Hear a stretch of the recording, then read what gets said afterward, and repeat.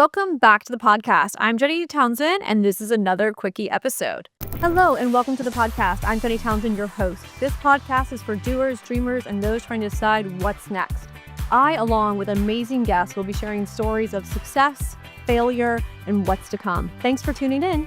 Today, we are talking about commitment. Not the pretty kind, not the I want to kind, the real kind, the one that shows up on your calendar and in your actions. Because a lot of people say they want things, but very few actually commit and execute. We say things like, I want to get together, I want to start, I want to be healthier, I want to grow, I want more, I want.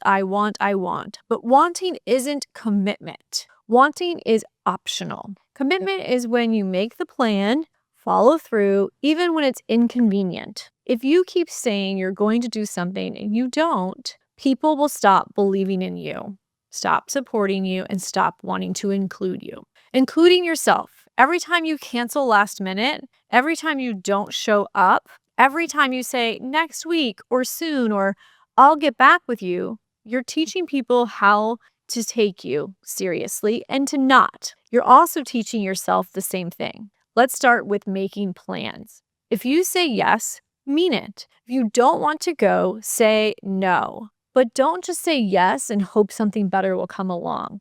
Don't overbook yourself and then resent everyone being involved. That's not being busy.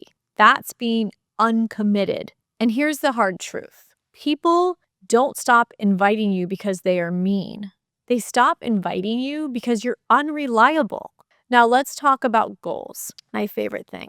Most goals don't fail because they are unrealistic. They fail because there was no commitment behind them. You didn't schedule it. You didn't protect the time for it. You didn't plan for the hard days, and you hoped that motivation would carry you through, and it won't. Motivation shows up when it feels like it. Commitment shows up no matter what. All day, every day. Commitment is doing the things even when you're tired, you're busy, you're upset, you're annoyed, and you don't feel like it. And that includes the commitment to yourself. If you don't keep the promises to yourself, why would anyone else trust your word? If you say you're going to work out, meet someone for lunch, journal, make the call, have the conversation, show up consistently. And that is really hard. Very, very hard. But do it. Start small. Be consistent because self-trust is built through follow through. And when it comes to committing to others, friends, family, partners, this matters even more. When you commit to someone, you're telling them you matter. You care for them. Your time matters. They are a priority. You are a priority. Canceling occasionally is life. Canceling consistently and constantly is a pattern, and a pattern that speaks louder than apologies. If you want deeper relationships, stronger partnerships, and more respect in your life, be someone who commits. Be someone who says yes and they mean it, and whose no is not an honest answer. Stop overpromising, stop underdelivering, and make the plan. Put it on your calendar, and all of them. Follow through. Commit to your goals, commit to your people, commit to yourself, because commitment isn't about perfection. It's about integrity. And integrity is doing what you said you were going to do. Even when no one is watching, it is so important. You have the power to create the life that you desire, starting now. Are you willing to commit to what is required to make that dream a reality? That's the question I want you to ask yourself, because that question is going to get you to commit to yourself, to your future, and what you truly, truly want. I know so many people that are super resentful, very, very jealous. And a lot of people have those feelings towards me. It looks like I have a dream life. Looks like I get to travel a lot and all the things. And for the most part, I do. And I say that in a humble way. But the reason I get to do all those things is I've put in the work. I committed to a business plan. I committed to going to work.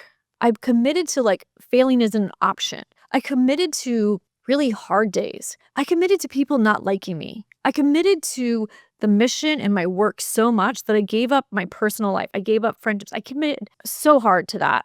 that I gave up so much. So the question is, what are you willing to give up to get what you want? And that may be people that drain you, people that waste your time. Maybe it could be drinking. It could be smoking. What are some distractions that are actually preventing you from making your dream a reality? So a lot of that is going to come through clarity. And that clarity is going to come when you actually put yourself on the schedule, commit to yourself. And that could be done through listening, through journaling, through outlining what your plan is, leading into what your ikigai is. But you have the power. We all have the power.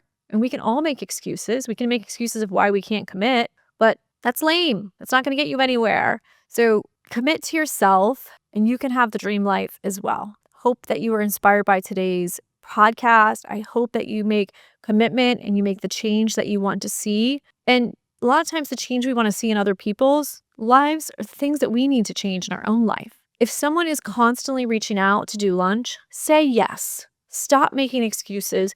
Stop saying you have to check on something else. Make the commitment to that relationship, to yourself and to others, and make the commitment to sending this to 5 people that could benefit from today's message. Thank you so much for tuning in. I'll see you on the next episode. I want to encourage you to get my book, The Stroke It Guide, available on Amazon and my website. The book is what you need to know from the boardroom to the bedroom. It talks about how to stroke yourself, your spouse, your partner, your friends, your family, most importantly, your employer, employees, and of course, there's a chapter just for the bedroom. Go to Amazon today and get my book, The Stroke It Guide.